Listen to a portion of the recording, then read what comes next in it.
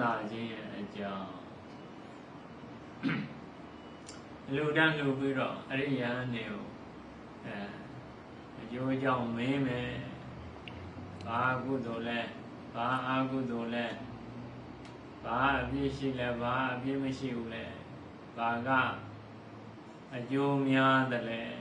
ဒီလိုမေးလို့ရှိရင်ခုလိုတရားနာလို့ရှိရင်အဲ့ဒါဉာဏ်ကောင်းခြင်းရဲ့အကြောင်းဖြစ်တယ်ဉာဏ်ပညာကြီးအခုတရားနာလိုက်တော့ဘယ်လိုလုပ်ရင်ဘုံကြီးတာဘယ်လိုလုပ်ရင်ချမ်းသာတာဘယ်လိုလုပ်ရင်အမျိုးမြတ်တယ်ဘယ်လိုလုပ်ရင်နတ်ပြည်ရောက်တယ်ဒါသိသွားတာနော်အဲကြောင့်မလို့တရားတွေနာရင်မိခွန်းနဲ့မဲရင်အဲ့ဒါပညာကြီးခြင်းရဲ့အကြောင်းဒါကြောင့်မလို့ယဟန်နေဒီလားရှိတဲ့ယဟန်နေကိုညာကိုဒေတာရောက်လာပြီဆိုရင်အဲ့ဒီအကျိုးတွေရတယ်အဲ့ဒါပဲနော်သူတောင်မြောက်ဝင်ရဟုတ်တယ်